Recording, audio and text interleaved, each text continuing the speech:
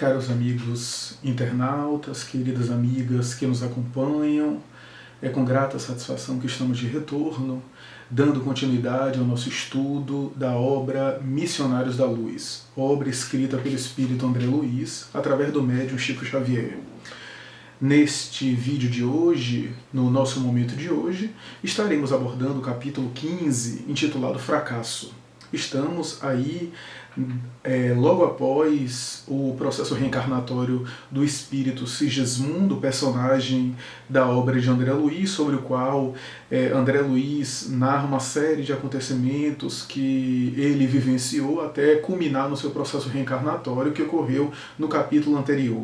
Nesse capítulo Fracasso, nós temos ali reflexões de Alexandre com Apuleio, que é um dos espíritos responsáveis pelo processo reencarnatório e que está em constante interação com Alexandre, e o próprio André Luiz.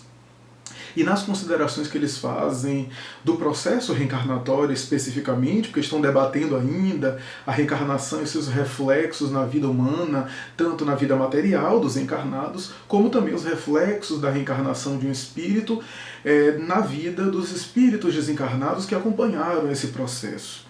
E nesse ínter, então, André Luiz recebe a solicitação de Alexandre, que depois de agradecer de maneira comovida a Apuleio por todas as informações, as orientações, os esclarecimentos que aquele nobre espírito pôde transmitir para André Luiz, Alexandre faz um pedido ao amigo, pede a ele para que André Luiz continue os seus esclarecimentos, uma vez que ele tinha uma meta, um objetivo de escrever futuramente aos encarnados aquela experiência pela qual ele passava, a experiência a qual ele podia observar.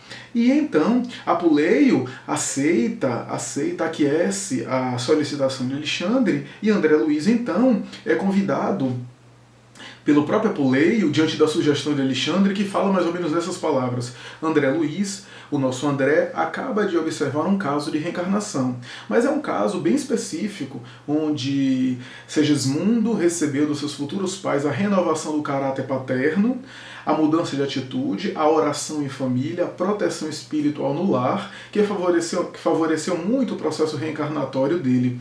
Mas eu queria que André Luiz também travasse contato com processos reencarnatórios diferentes, com casos diferentes, a fim de que ele possa enriquecer-se dessas informações e poder mais tarde escrever aos nossos companheiros encarnados com uma profundidade e uma sabedoria a respeito de todos os casos, ou pelo menos das variações que podem ocorrer no processo reencarnatório. Ele só tem a experiência de Sigismundo, mas eu queria que ele observasse um quadro diferente, uma situação onde não há essa proteção magnética, onde os encarnados não colaboram, como ocorreu com Adelino e Raquel. Então Apuleio aquece, aceita o mistério, e então convida André Luiz a observar um caso específico, que é chamado caso Volpini. Um amigo dele, e portanto habitante da colônia que eles faziam parte, Volpini, que era um candidato à reencarnação. E o instrutor então começa a comentar o caso, dizendo que é um provável fracasso, que a própria gestante já havia sofrido outros abortos e que correndo o risco de vivenciar um outro aborto inconsciente. Essa expressão inconsciente para designar um processo de abortamento que não é direto, que não é necessariamente o processo violento de interrupção da gravidez por parte do encarnado, mas um aborto inconsciente, que significa dizer o desleixo pela gravidez, a resistência íntima e emocional com relação àquela gravidez, que às vezes rechaça o espírito reencarnante, como nós falamos em capítulos passados, provocando às vezes um aborto. E em determinado momento, de vários comentários, Apuleio diz mais ou menos assim: enquanto os desequilíbrios se localizam na esfera paternal ou de entidades malignas, há recursos. No entanto, se há desarmonia parte do campo materno, é muito difícil estabelecer proteção eficiente. A pobre criatura provocou aborto inconsciente por 2 vezes sucessivas e atualmente será vítima pela 3ª vez, em função da sua ideia de gozar a vida, atraindo para si entidades da pior espécie. Ou seja, o estilo de vida dessa gestante, a vida atribulada dela, moralmente falando, na visão dos espíritos desencarnados da sua gestação, resultaria em um aborto indireto, inconsciente, né? Um aborto em que ela não provocou diretamente, mas ela expulsou o reencarnante do seu casulo materno, da sua intimidade uterina, reencarnante esse que expulso, ao desvincular-se do feto ou do embrião em desenvolvimento, geraria o aborto no plano físico, né, no plano material.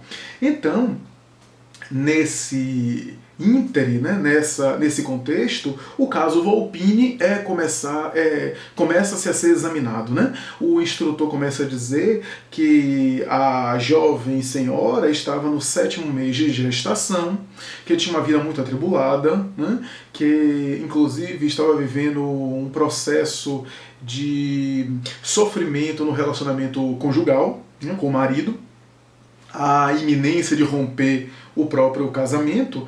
E quando André Luiz, então, em companhia de Apuleio, vai para a residência, ele entra na residência e percebe a diferença muito grande em comparação com a residência de Segismundo, a ausência de defesas magnéticas, né, de proteção magnética na casa, 3 entidades vulgares conversando, ligados psiquicamente a ela, né, profundamente debochadas, e André Luiz chega a dizer, falando coisas que eu não posso repetir pelo bom tom, não posso repetir aqui nesse livro, né? Ou seja, falando coisas de baixo calão, exprimindo verbetes grosseiros, né? Verbalizando expressões de baixo calão que davam uma ideia da sua inferioridade e do seu primitivismo. E o que é interessante é que no diálogo, entre várias considerações, os espíritos se referem a Volpini, que estava vinculado a ela, né, no processo do início da reencarnação, como um intruso, dizendo que esse bebê vindo, é um verdadeiro intruso. E um dos obsessores chega a dizer,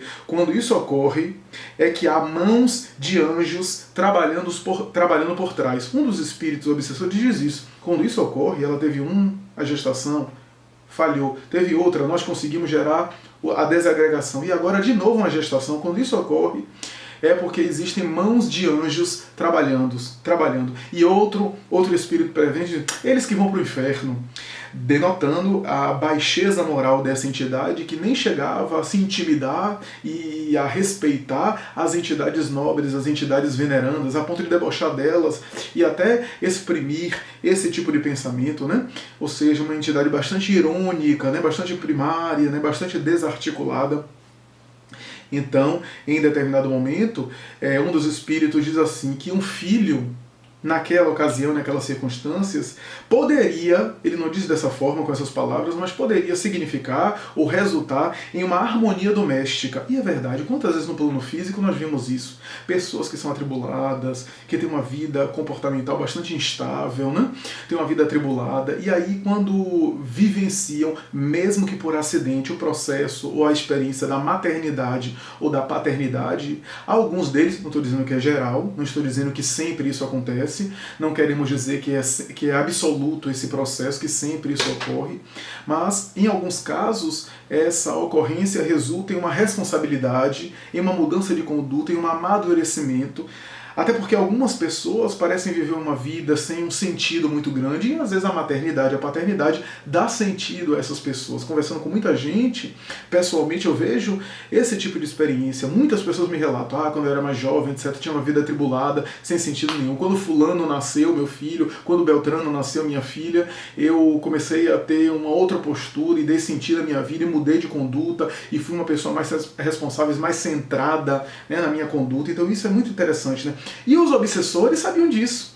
As entidades espirituais conversando começam a dizer que não queriam filho para ela, porque ela era uma espécie de vítima deles, de refém deles, onde através dela eles poderiam se locupletar também, né, vivenciar as paixões e os desequilíbrios do mundo físico, do mundo material, e eles gozavam através dela essa vida disparatada em excesso, e um filho poderia atrapalhar o processo. O primeiro, porque um filho obrigaria ela a ter um certo tipo de responsabilidade, né? Mudaria um pouco a rotina e a conduta dela, e um dos espíritos chega a dizer que é provável que um filho faria com que o próprio marido regressasse à casa, voltasse ao lar, né? E tendendo a ter uma espécie de harmonia doméstica, né? Então é interessante isso, né? E André Luiz chama a atenção mais uma vez para a residência que era desguarnecida de energias magnéticas e de defesas, né? E em determinado momento, André Luiz vai dizer assim, mas ela está totalmente sem proteção, não tem um parente no mundo espiritual, uma mãe, um pai que possa ajudá-lo. E Apuleio diz, ela tem um pai que a ama muito e que tentou várias vezes se aproximar dela, mas o seu pensamento e em alguns momentos a sua verbalização para com ele, porque durante o plano físico ele foi muito vítima dela. Sofreu muito nas mãos dela pela sua ingratidão, foi humilhado várias vezes e ao desencarnar ele continuou tentando ajudar, e ela com as suas imagens mentais e os seus pensamentos que ela acalentou a respeito dele, inclusive verbalizando e emitindo raios e ondas mentais perturbadoras, os bons espíritos afastaram esse pai que não merecia continuar sofrendo junto à filha e fizeram um processo inclusive de bloqueio das lembranças, a ponto do Apuleio dizer assim, esse pai ficará por um tempo sem se recordar da filha, por medida de cautela e de proteção, a fim de que não se perturbe, porque ele não merece sofrer tanto. E André Luiz, então, se surpreende com essa ocorrência. Então quer dizer que existe também um bloqueio através do esquecimento também no mundo espiritual, porque o bloqueio do esquecimento que ocorre no mundo material nós conhecemos por intermédio da reencarnação, onde a reencarnação acaba gerando, em face do mergulho na matéria, esse bloqueio das lembranças do passado, porque os neurônios bloqueiam o cérebro, o material denso bloqueia as reminiscências do espírito, do ser espiritual. Mas naquele momento estávamos diante de um esquecimento no mundo espiritual. Os espíritos têm técnicas, né, tem intervenções, tem recursos, nada impede que isso ocorra.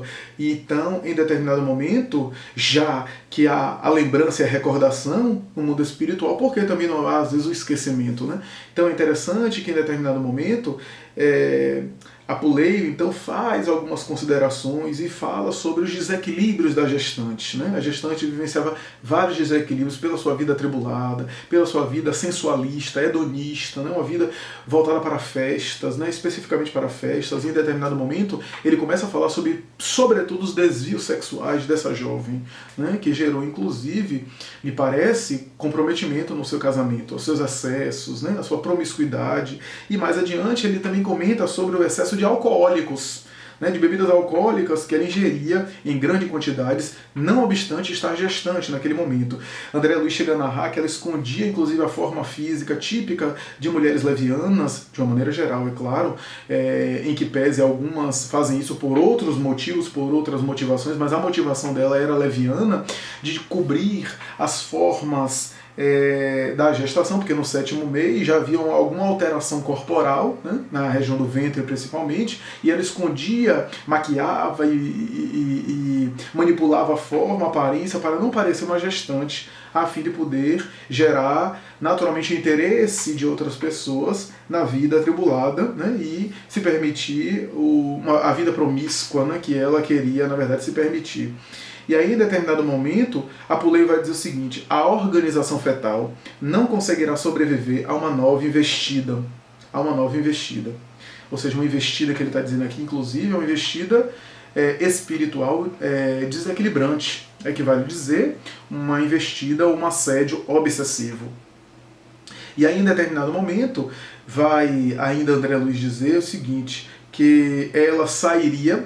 Ela estava se maquiando e se penteando para sair na busca de fortes emoções, né?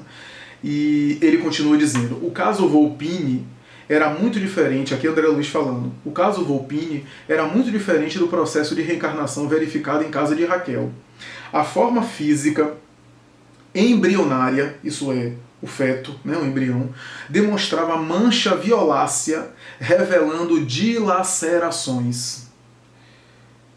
Pequeninos monstros, somente perceptíveis ao nosso olhar, ao olhar dos desencarnados, nadavam no líquido amniótico, invadindo o cordão umbilical e apropriando-se da maior parte do delicado alimento reservado ao corpo em formação.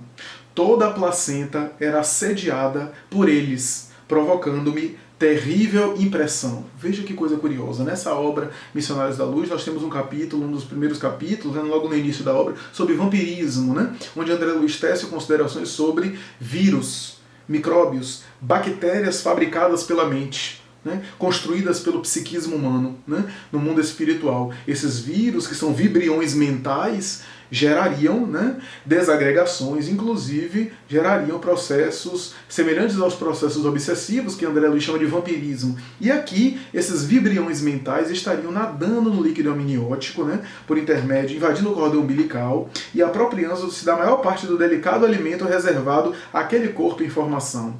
E em determinado momento Apuleio vai dizer: eu vou tentar um último recurso, o derradeiro recurso eu vou tentar agora. Sai da casa e chega até uma encarnada, que é uma vizinha, que é suscetível, ou seja, sujeita, influenciável dele, né? E acolhe o pensamento dele.